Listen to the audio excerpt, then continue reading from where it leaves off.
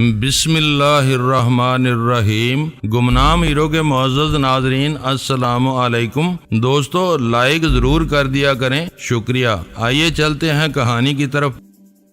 یہ دیکھو جلانی، یہ ہے وہ آدمی جس کو تم نے برباد کر دیا ہے۔ کوئی علاج ہے تمہارے پاس اس کے مرض کا؟ یہ پاگل ہو چکا ہے۔ میں پاگل نہیں ہوں، مجھے پتا ہے تم دانی ہو میرے بھائی۔ مجھے میری بیٹیوں سے ملوا دو گے نا؟ بولو کہاں ہیں میری بیٹیاں؟ میں سیاست سے توبہ کرتا ہوں دانی، بالکل توبہ کرتا ہوں۔ مجھے معاف کر دو بڑے صاحب، میں تمہارا غلام ہوں، مجھے کوئی پارٹی نہیں چاہیے، مجھے صرف میری بیٹیاں دلوا دو۔ بڑے صاحب میں تمہاری منت کرتا ہوں، خدا کے لیے اور ذلیل نہ کرو۔ وہ دونوں ہاتھ پھیلا کر میری طرف بڑھا۔ خدا کے لیے میری بات سنو، میں ان کے بغیر نہیں رہ سکتا، وہ میری عزت ہیں۔ وہ ٹھیک تو ہے نا؟ کسی نے انہیں کچھ کہا تو نہیں ہے نا؟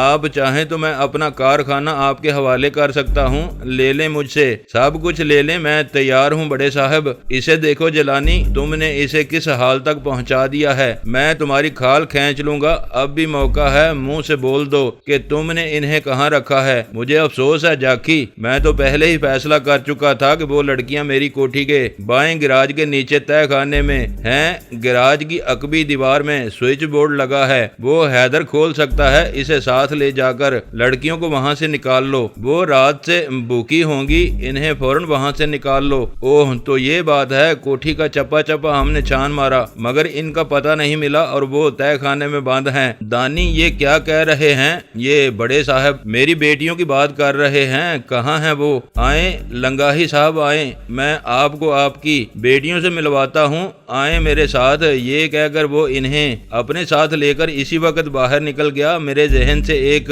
بہت بڑا بوجھ اتر گیا۔ اس بوجھ نے مجھے اپنی ہی نظروں میں ذلیل کر رکھا تھا۔ میں تشدد کے سامنے سر جھکا دینے کا عادی نہیں ہوں، مگر ساری جمع تفریق کے بعد میں اس نتیجے پر پہنچا تھا کہ میں ان لڑکیوں کو روک کر کیا کروں گا؟ ان سے مجھے کوئی غرض ہی نہیں تھی، ان کی وجہ سے ان کا باپ پاگلوں ایسی باتیں کرنے لگا تھا، وہ شاید واقعی پاگل ہو چکا تھا۔ اس کو میں نے ہی اس حال تک پہنچا دیا تھا، ورنہ وہ ایسا تو نہیں تھا۔ تھانے سے، پولیس سے، بڑے صاحب سے، ہر جگہ سے مایوس ہو کر وہ اپنی فریاد لے کر دانی کے پاس آ پہنچا تھا اور وہی اس کے کام آیا تھا۔ اس نے مجھے گردن سے پکڑ کر ایسا پٹخا دیا کہ مجھے کچھ بھی یاد نہیں رہا تھا۔ دانی باقی بہت کاریگر آدمی تھا، اس لحاظ سے کہ اسے معلوم تھا کہ کس وقت اسے کیا کرنا ہے، اور اب میں اس کی حراست میں بے بس ہو کر پڑا تھا۔ کوئی بات میرے اختیار میں نہیں رہ گئی تھی۔ دروازہ کوئی 1 گھنٹے بعد پھر کھل گیا۔ اب میرے سامنے جاکی کھڑا تھا اور اب کی بار اس کے ہاتھ میں ایک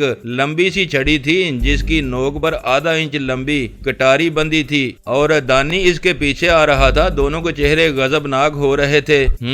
تو وہ لڑکیاں تہہ خانے میں ہیں، یہی کہا تھا نا تم نے؟ ہاں کیوں، کیا ہوا؟ ملی نہیں تمہیں؟ کمینے تو ہم سے جھوٹ بول رہا تھا، تیری کوئی ماں وہاں نہیں تھی۔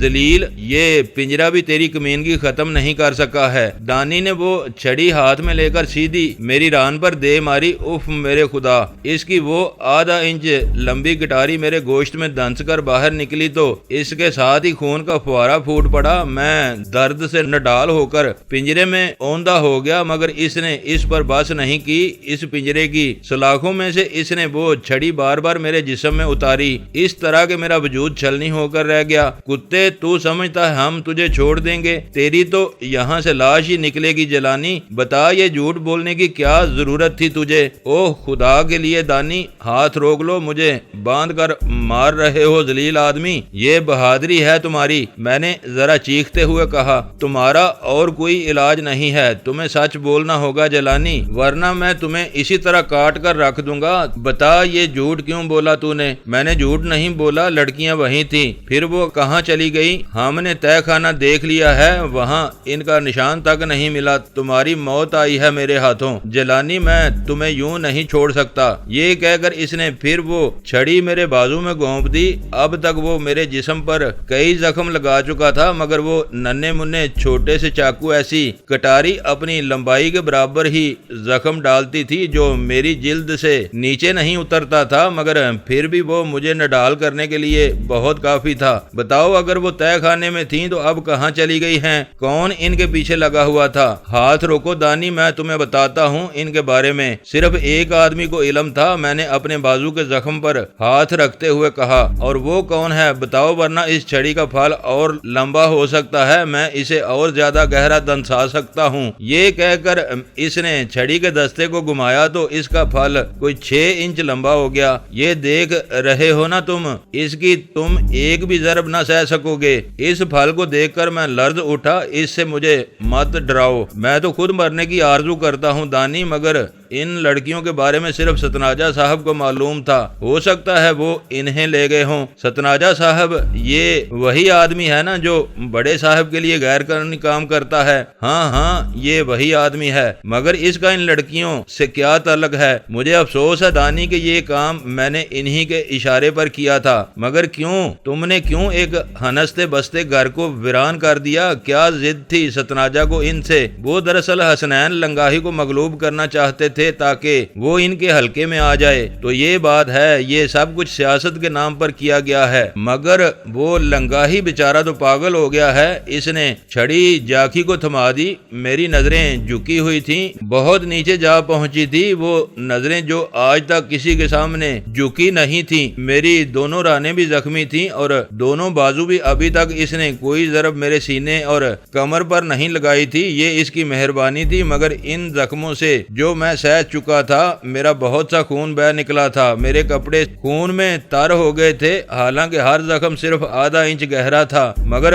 خون تو زخموں کو سراب کرنے کے لیے وہاں بھی مل جاتا ہے۔ دانی کو شاید اس کا احساس تھا کہ میں شدید زخمی ہو چکا ہوں، میرے چہرے پر کھنڈی زردی زیادہ گہری ہو گئی تھی، میں اگرچہ چیخا نہیں تھا، درد کا شدید احساس ہونے کے باوجود میرے آنسو نہیں بہے تھے، مگر دانی اس کیفیت کو سمجھ رہا تھا، میری قوت برداشت بھی اس کی سمجھ میں آ رہی تھی۔ بولا، اس ستناجا کو بھی حساب دینا پڑے گا جلانی، وہ بھی اسی طرح تمہارے ساتھ پنجرے میں بند ہوگا، لڑکیاں اسی کے پاس ہیں، اگر وہ ہمیں نہیں ملی تو آج شام اس کی لاش اسی جگہ پڑی ہوگی۔ یہ کہہ کر وہ اسی وقت باہر نکل گیا۔ میں زخموں کی وجہ سے زیادہ ہی نڈال ہو چکا تھا، کسی بات کا مجھے ہوش ہی نہیں تھا، میری بلا سے وہ ستناجا صاحب کے ساتھ جو سلوک چاہیں کریں، دانی کے وسائل کا مجھے علم تھا، اس کی قدرت کے کرشمے میں دیکھ چکا تھا، اس کا حملہ تابڑ توڑ ہوتا تھا، وہ حالات کا بہت گہری نظر سے تجزیہ کرنے کے بعد کوئی فیصلہ کرتا تھا اور اسے عملی جامہ پہنا کر ہی دم لیتا تھا۔ مجھے یقین تھا کہ یہ ستناجا صاحب ہی تھے جنہوں نے مجھے کوٹھی سے غائب پا کر لڑکیوں کو وہاں سے نکال لیا ہوگا، مگر انہیں وہ کہاں رکھ سکتے تھے اس بات کا مجھے کوئی علم نہیں تھا۔ خدا ہی خیر کرے، لنگاہی کی آہیں کام کر گئی تھیں اور اب پتہ نہیں یہ دانی کس کس کے گھر اجاڑ دے گا۔ ایک درندہ حرکت میں آ چکا تھا، اپنے بھائی کی بیٹیوں کو بچانے کے لیے وہ پتہ نہیں کیا کر گزرے، کچھ نہیں کہا جا سکتا تھا۔ رانوں میں لگے زخم زیادہ ہی ٹیسیں دے رہے تھے اور ان پر رکھا کپڑا بار بار تر ہو رہا تھا۔ دانی کو وہاں سے نکلے کوئی 10 منٹ گزرے ہوں گے کہ ایک معمر آدمی کمرے میں داخل ہوا، اس کے ہاتھ میں مرہم پٹی کا سامان تھا۔ سنا ہے تم زخمی ہو گئے ہو؟ ہاں میاں جی، یہ مرہم مجھے دے دیں، میں خود ہی اسے لگا لیتا ہوں۔ یہ لو، زخموں کو اسپرٹ سے صاف کر کے یہ مرہم لگا لو اور اسے اپنے پاس رکھو، ہو سکتا ہے تمہیں اس کی پھر ضرورت پڑے۔ وہ میرے پنجرے کے قریب ہو کر بولا۔ اس نے مرہم چھوٹے سے سوراخ سے اندر گزار دیا اور پھر وہ اسی وقت واپس چلا گیا۔ میرے لیے وہ مرہم تریاق ثابت ہوا، زخموں پر لگتے ہی اس نے عجیب طرح کی ٹھنڈک پہنچائی۔ میں نے اسے زخموں پر پھیلا دیا، بازوؤں کا زخم زیادہ عذاب نہیں دیتا تھا، البتہ میری رانوں اور پنڈلیوں میں شدید تکلیف تھی جو آہستہ آہستہ آرام پانے لگی اور میں پنجرے کی دیوار سے ٹیک لگا کر بیٹھ رہا۔ ایسے میں جاکی کے دیے ہوئے سگریٹ میرے بہت کام آئے اور میں دیر تک ان سے دل بہلاتا رہا۔ ہوش مجھے جب ہی آیا جب سہ پہر ڈلنے پر میرے کمرے کا دروازہ پھر سے بج اٹھا، میرے سامنے جاکی کھڑا تھا۔ اس کا غضبناک چہرہ دیکھ کر میں پریشان ہو گیا، وہ خدا معلوم کیا خبر لایا تھا اور اس کے تیور میں میری تقدیر کی کتنی شکنیں پنہاں تھیں، یہ خدا کی شان تھی کہ جاکی جیسا آدمی مجھے مغلوب کر چکا تھا، جسے میں اگر ایک دھکا دے دیتا تو اس کا سارا وجود اکھڑ کر رہ جاتا۔ میرے کپڑے ابھی تک خون آلود تھے اور وہ خون کسی ایک جگہ نہیں تھا۔ میری شیروانی بھی ان کی زاد میں تھی اور شلوار بھی۔ ایک وہ بنگن تھی جو کمرے میں سے غلاظت اٹھانے کے لیے آ جاتی تھی اور بس اس کا رویہ بھی میری سمجھ میں نہیں آتا تھا۔ وہ مجھ سے کچھ کہنا چاہتی تھی مگر کوئی خوف تھا جس نے مسلسل اس کے ذہن کو جکڑ رکھا تھا اور اب وہ جاکی میرے لیے تقدیر کا چابک بن گیا تھا۔ وہ دروازے میں کھڑا مجھے چند لمحوں تک گورتا رہا، پھر آہستہ آہستہ چلتا ہوا میرے قریب آ گیا۔ تو تم زخموں کو سجا کر بیٹھے ہو، مگر یہاں تمہاری کوئی ماں بہن نہیں ہے جلانی جو ان پر ماتم کرے گی۔ مجھ سے بہت سوچ سمجھ کر بات کرو جاکی، پتہ نہیں میں اب تک کیوں تمہیں سمجھا نہیں سکا۔ زبان کو قابو میں رکھو ورنہ کیا کر لو گے تم؟ بڑے صاحب کے چمچے کتے، تمہیں ہڈی ملتی ہے تو تم حرکت میں آتے ہو۔ تمہارا وہ ستناجا ہمیں ابھی تک نہیں مل سکا ہے، سارا دن ہم اس کی تلاش میں پھرتے رہے ہیں، تو اس میں میرا کیا قصور ہے؟ جاؤ اس سے پوچھو کہ اس نے لڑکیاں کہاں رکھی ہیں۔ وہ تو ہم اس سے پوچھ ہی لیں گے جلانی، مگر اس کے ساتھ ہم تمہارا بھی یہ ڈرامہ ختم کر دیں گے۔ تمہیں میں ستناجا کے سامنے گولی ماروں گا، میں نے اس کا عہد کر رکھا ہے۔ ایسا نہیں ہوگا جاکی، تم نے حیدر اور آبی کو کہاں رکھا ہے؟ ان سے تو ہم کوئی بات نہیں کریں گے، بس لمبی مدت کے لیے انہیں جیل میں رکھیں گے اور پھر چھوڑ دیں گے۔ ان کا تو کوئی قصور ہی نہیں ہے۔ تم آخر مجھ سے چاہتے کیا ہو؟ ساری بات تو میں تمہیں بتا چکا ہوں۔ ابھی کہاں، ابھی تو تمہیں ہم لیموں کی طرح نچوڑ دیں گے۔ جلانی کتنی رقم لی تھی تم نے سرکار سے اس کام کی؟ کچھ بھی نہیں، میں رقم لے کر کام نہیں کرتا ہوں۔ اور کیا کرتے ہو؟ آخر کیا کرتے ہو تم؟ دیکھ میں پھر تم سے کہہ رہا ہوں جاکی، مجھے تیش نہ دلا۔ میں نے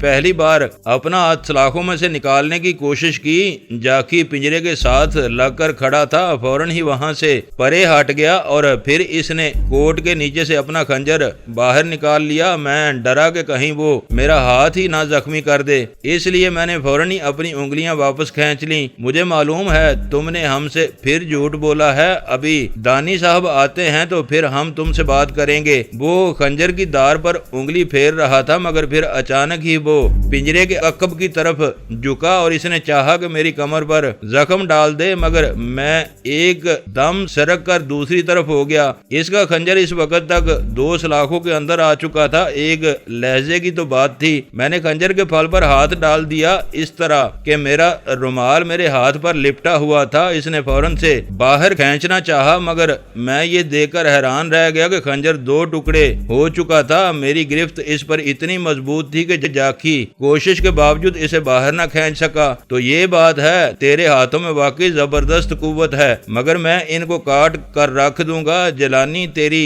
انگلیاں میں یوں نہیں رہنے دوں گا۔ نہ ٹوٹے ہوئے خنجر کا دستہ ہی اب اس کے ہاتھ میں رہ گیا تھا اور اس کا پھل پنجرے کے فرش پر پڑا تھا۔ عین اس وقت دانی کمرے میں داخل ہوا۔ اس نے شکستہ خنجر جاکی کے ہاتھ میں دیکھا تو کہنے لگا، یہ کیسے ٹوٹ گیا ہے جاکی؟ جیلانی نے اس کا پھل توڑ دیا ہے، اس کی گرفت اب بھی بہت مضبوط ہے۔ تم اس کے ساتھ مسخری مت کرو، تمہیں پتا ہے یہ کس دھات کا بنا ہوا ہے؟ میں نے اسی لیے اس کو پنجرے میں ڈالا تھا۔ اس سے براہ راست ٹکر لے کر میں اپنے بندے ضائع نہیں کرنا چاہتا تھا۔ مجھے خوشی ہے دانی کہ تمہیں بھی یہ بات معلوم ہے، مگر تم زیادہ دن تک مجھ پر حاوی نہیں رہو گے۔ مجھے آج دوپہر کا کھانا بھی نہیں ملا، پانی کا ایک گھونٹ تک تم نے نہیں دیا ہے مجھے۔ یہ غلط بات ہے جاکی، میں اپنے اڈے میں کسی آدمی کو بھوک مرتے نہیں دیکھ سکتا۔ اس کو زخم سے مار دینا تو بہتر ہے، مگر اس کو بھوکا تو نہ رکھو۔ جی میں ان لوگوں سے کہہ تو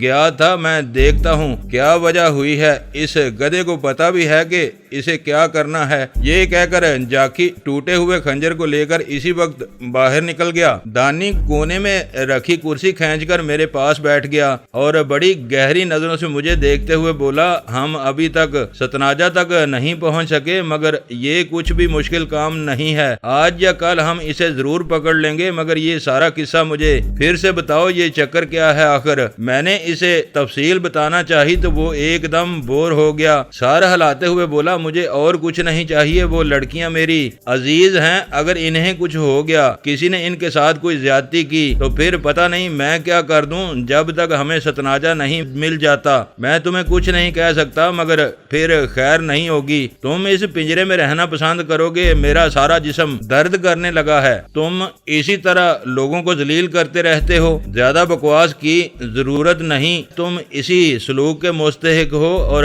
ابھی پتہ نہیں آگے کیا کچھ ہوگا۔ کل شام تک مجھے لڑکیاں نہیں ملیں تو اپنی خیریت مت سمجھنا، ابھی تو گاڑی سے کیا ہوا وعدہ بھی مجھے پورا کرنا ہے۔ یہ کہتے ہوئے وہ کرسی سے اٹھ گیا۔ دروازے میں بنگن آ ٹھہری تھی، وہ شام کا کوڑا اٹھانے آئی تھی اور اب اس کے ہاتھ میں DDT پاؤڈر کا ڈبہ بھی تھا جسے وہ کمرے میں چھڑکنا چاہتی تھی، مگر دانی کو سامنے دیکھ کر وہ وہاں رک گئی۔ اتنی زیادہ صفائی کی ضرورت نہیں ہے یہاں، صبح ہی جانا سمجھی، بلکہ تم ناظر کو ادھر بھیجو، ناظر مسیح کو، تم مت آیا کرو ادھر، دانی نے اسے ڈانٹتے ہوئے کہا۔ وہ انہی قدموں لوٹ گئی۔ کمرے کی فضا اب بھی بہت متفن ہو رہی تھی، مگر اتنی زیادہ نہیں۔ صبح شام وہاں سے وہ بنگن ساری غلاظت اٹھا لیتی تھی۔ کیا تم مجھے آبی اور حیدر سے ملا سکتے ہو؟ تم اسے اپنے مامے کا گھر سمجھتے ہو؟ کتے، ابھی تو تمہارا پہلے ہی زخم صحیح نہیں ہوئے ہیں۔ اگر ستناجہ میرے ہاتھ نہیں آیا اور تیری اطلاع غلط ثابت ہوئی تو پھر سمجھ لے جلانی، تیرا حشر بہت برا ہوگا۔ ستناجہ نہیں ملا تو اس کا غصہ مجھ پر نکال رہے ہو؟ پنجرا کھولو اور پھر دیکھو میں تمہارا کیا حال کرتا ہوں۔ جاؤ ستناجہ سے پوچھو کہ وہ لڑکیاں کہاں ہیں، اسی نے انہیں وہاں سے نکالا ہوگا۔ مظلوم حسین کو تمہارے دوست نے شدید زخمی کر دیا تھا، اس کا زخم اتنا خراب ہو گیا ہے کہ اسے ہسپتال میں داخل کروانا پڑا، اور اب ہم آبی کو بھی کبھی باہر نہیں جانے دیں گے۔ تم نے ہمیں پاگل کر دیا ہے۔ اتنے میں جاکی پھر ہمارے کمرے میں آ گیا۔ اس کے ساتھ ایک ملازم تھا جس نے ہاتھوں میں کھانے کی ٹرے اٹھا رکھی تھی۔ اوئے تلنگے، یہ کیا حرکت ہے؟ اسے کھانا کیوں نہیں دیا گیا؟ وہ جی مجھے تو پتا ہی نہیں تھا، جاکی صاحب نے بتایا ہے۔ اب یہ راتب دے دو اسے، بعد میں برتن اٹھا لینا، یہاں سے اسے صبح شام کھانا پہنچانا تمہارا کام ہے۔ جی یہ تو کوئی بات ہی نہیں، میں آخر ہوں کیوں، میں اس کا گھر پورا کر دیا کروں گا۔ آؤ جاکی ادھر میری بات سنو۔ یہ کہہ کر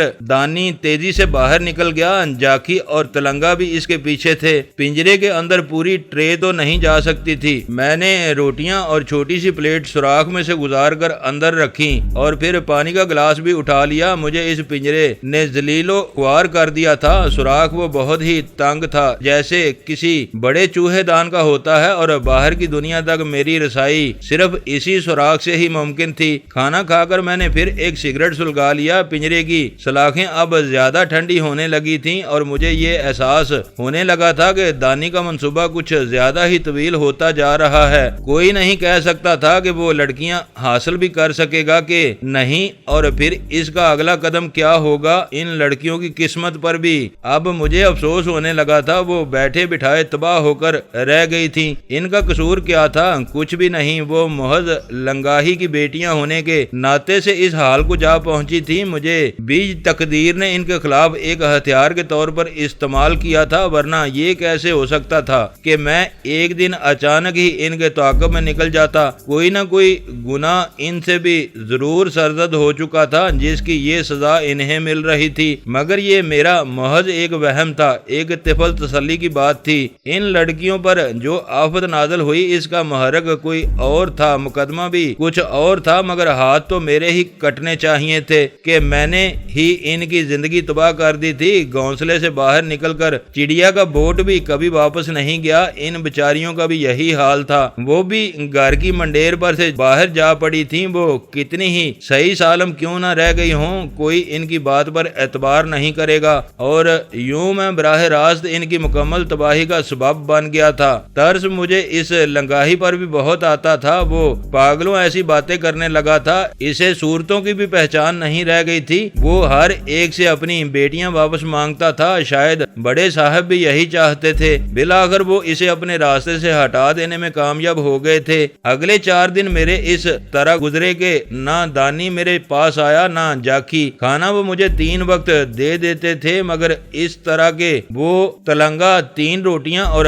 دال مجھے پنجرے کے سوراخ کے اندر سے مہیا کر دیتا تھا، اور بس وہ بنگی بھی دوبارہ ادھر نہیں آئی۔ اس اس کا مرد البتہ صبح شام تلنگے کے ساتھ اندر آ جاتا تھا اور کمرے کے فرش پر پاؤڈر ڈال جاتا تھا۔ اس پنجرے نے مجھے تباہ کر کے رکھ دیا تھا، کوئی کمبل بھی ان لوگوں نے مجھے نہیں دیا، حالانکہ دانی انہیں کہہ بھی چکا تھا۔ پتہ نہیں اس کی بات پر انہوں نے عمل کیوں نہیں کیا۔ میں ساری رات سردی سے ٹھٹھرتا رہتا تھا، زخم مجھے الگ پریشان کیے ہوئے تھے، مگر میں ان پر بار بار دوا لگاتا رہتا تھا جو اب پہلے سے کہیں زیادہ بہتر ہو رہے تھے۔ کوئی اندازہ نہیں کر سکتا ہے کہ پنجرے کی زندگی کیسی ہوتی ہے۔ مجھے اپنے آپ سے گھن آنے لگی تھی، میرا لباس میل سے اٹ گیا تھا، مجھے منہ دھونے کے لیے بھی پانی نہیں ملتا تھا، میرے لیے سب کچھ ہی گویا ختم ہو چکا تھا، نہ پانی، نہ تازہ ہوا، نہ اعضاء کی حرکت، کچھ بھی تو نہیں رہ گیا تھا میرے پاس۔ دانی نے مجھے اپاہج بنا کر رکھ دیا تھا۔ میں پنجرے میں آنے کے باوجود بھی یہی سمجھتا تھا کہ میرے ساتھ کوئی زیادتی نہیں کرے گا، میرے گناہ کو، میرے عیب کو، میرے اس جرم کو کسی اور کا جرم سمجھ لے گا کہ میں اس کے لیے مجبور کر دیا گیا تھا۔ لڑکیوں کو میں نے ابھی تک چھو کر بھی نہیں دیکھا تھا، ان کا میرے دل میں بہت احترام تھا، وہ میرے لیے ایسی ہی قابل احترام تھی جیسی آسیہ۔ میں نے حیدر کو بھی کہہ دیا تھا کہ وہ ان کے ساتھ کوئی زیادتی نہ کرے اور وہ بھی اس بات کو سمجھ رہا تھا۔ میرے دل میں ندامت بھری ہوئی تھی کہ میں کسی عورت کو یوں بے بس ہوتے نہیں دیکھ سکتا تھا، مگر دلوں کا حال تو خدا کو ہی معلوم تھا۔ دانی اس سے کیسے واقف ہو سکتا تھا؟ وہ یہی سمجھ رہا تھا کہ میں نے اپنی شیطانیت کی وجہ سے ہی ان کو اٹھا لیا تھا اور اب تک پتہ نہیں میں نے انہیں کس حال میں پہنچا چکا ہوں۔ یہی وجہ تھی کہ اس نے مجھے دال روٹی پر ٹرکھانا شروع کر دیا تھا۔ وہ سالن جو پہلے دن مجھے ملا وہ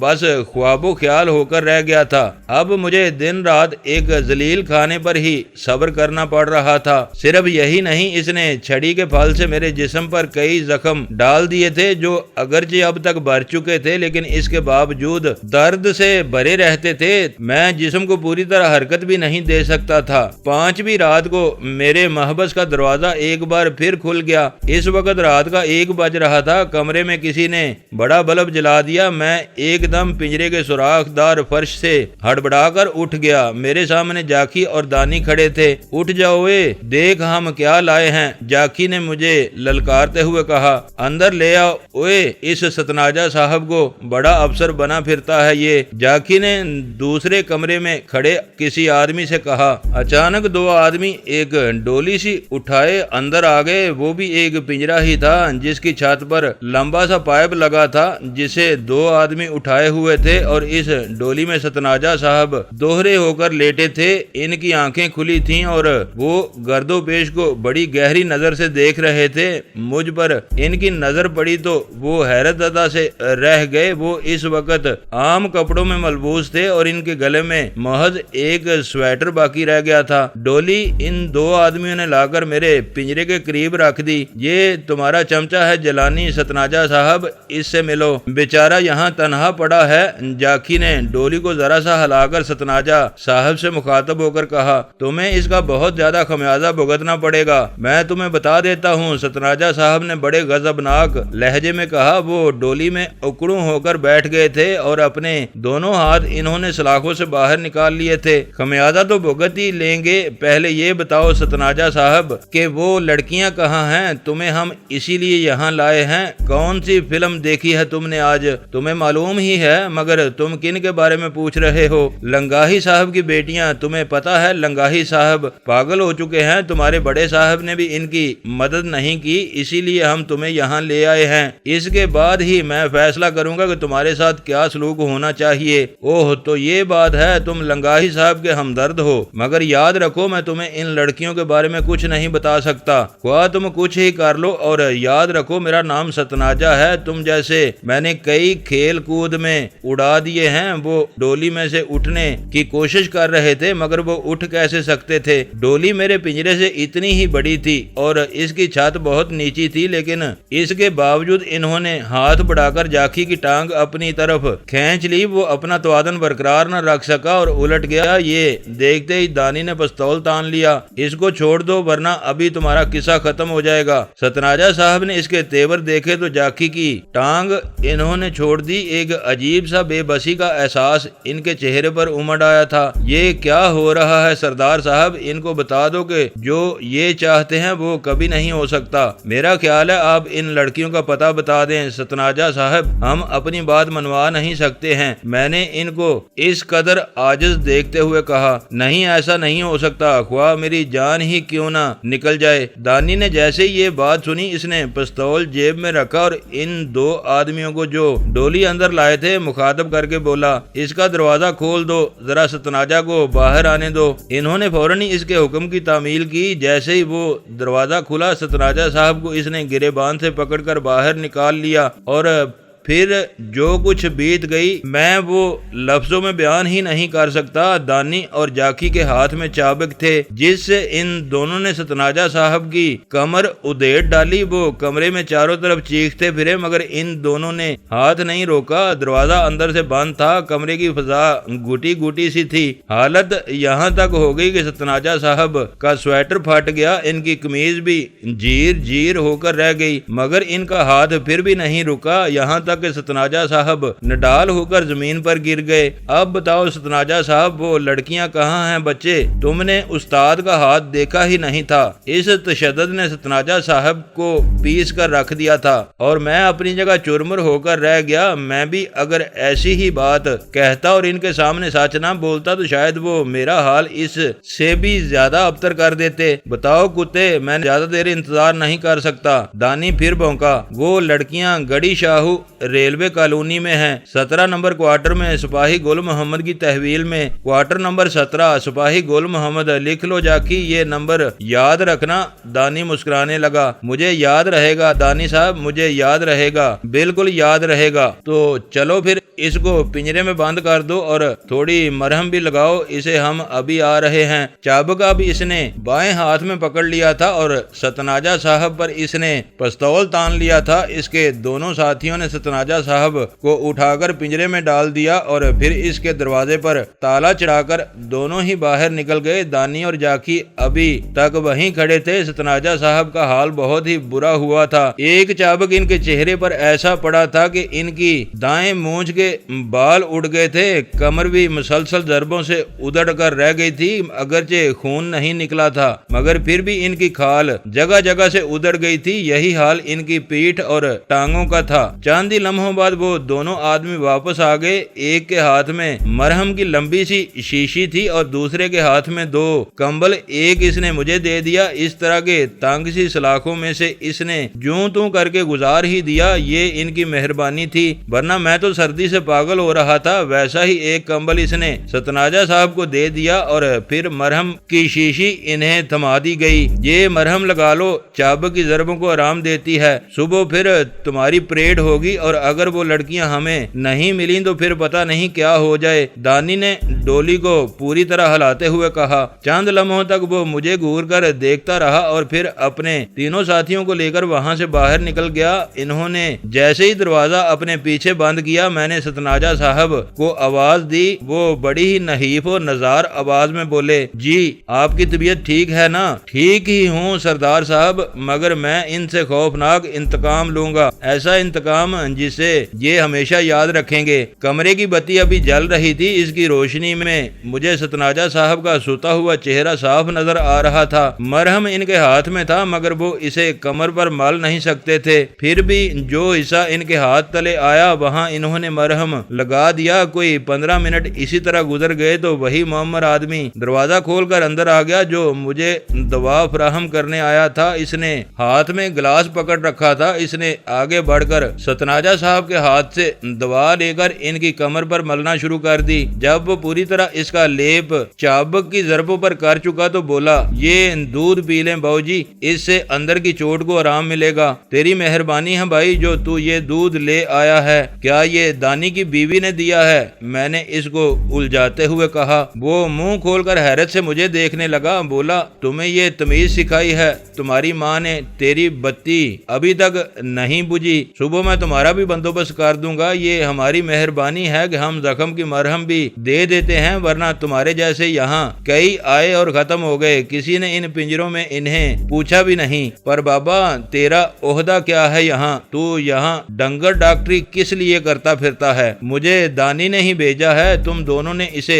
پاگل کر دیا ہے۔ لنگاہی صاحب نے گھر میں الگ ادم مچا رکھا ہے، کیوں اتنا ظلم کرتے ہو کسی کی بیٹیوں کے ساتھ؟ تمہاری بھی ماں بہنیں ہوں گی، مرد ہو تو مردوں سے پنجہ لڑاؤ، عورتوں کا بھلا کیا قصور ہے؟ ہم پنجروں میں نہ ہوتے تو تم ہم سے یوں بات نہ کرتے۔ میاں جی جاؤ اب سو رہو، ہمیں بھی آرام کرنے دو، میں نے اسے ٹالتے ہوئے کہا۔ دوا کی شیشی اس نے ستناجا صاحب کے ہاتھ میں تھما دی تھی۔ جب وہ دودھ پی چکے تو وہ گلاس اٹھا کر بڑی غضبناک حالت میں باہر نکل گیا۔ اس دوا نے ستناجا صاحب کو بہت آرام دیا، وہ کمبل کھول کر پنجرے کی دیوار سے ٹیک لگا کر بیٹھ گئے۔ ان کے حواس اب بحال ہونے لگے تھے۔ بولے کوئی سگریٹ ہے آپ کے پاس؟ ہاں چاند ایک باقی رہ گئے ہیں، یہ لیں پئیں اور اپنی اس مجازی موت کو یاد رکھیں جو آ کر پلٹ گئی ہے۔ میں نے 2 سگریٹ سلگا کر ایک ان کے حوالے کرتے ہوئے کہا، آپ ٹھیک ہی کہتے ہیں سردار صاحب، مجھے یہ دن بھی دیکھنا تھا، مگر ہوا کیا ہے؟ آپ کیسے ان کے ہاتھ آ گئے؟ میں نے ان سے کہا، میں فلم کا آخری شو دیکھ کر نکلا تھا، جب میں گاڑی میں بیٹھ کر مال روڈ پر سے گزر کر اپنے گھر کی طرف جا رہا تھا تو میرے آگے پیچھے 2 گاڑیاں آ ٹھہریں۔ ابھی میں کوئی فیصلہ نہیں کر پایا تھا کہ 4 آدمی ایک دم مجھ پر آ چڑھے۔ ان کے ہاتھوں میں اس وقت کوئی چیز نہیں تھی۔ میں نے اپنا پستول باہر نکال لیا۔ جیسے ہی انہوں نے میرا دروازہ کھولا میں نے ان پر گولی چلا دی، مگر گولی سینے پر لگنے کے باوجود میرے سامنے جو آدمی کھڑا تھا ویسے ہی کھڑا رہا۔ اس نے مجھے دوسری گولی چلانے کا موقع ہی نہیں دیا۔ دوسرے دروازے میں سے کسی نے کار میں گھس کر ایک دم میرے سر پر کوئی وزنی چیز دے ماری، جس سے میں بالکل بے ہوش ہو گیا۔ جب میری آنکھ کھلی تو میں اس پنجرے میں بند تھا۔ مجھے یہ لوگ جلد ہی ہوش میں لے آئے۔ کوئی آدھا گھنٹے تک انہوں نے مجھے دوسرے کمرے میں رکھا اور پھر ادھر لے آئے، مگر یہ بتائیں کہ ان لڑکیوں سے ان کا کیا تعلق ہے؟ ستناجا صاحب نے دھیرے دھیرے سگریٹ کے کش لیتے ہوئے کہا۔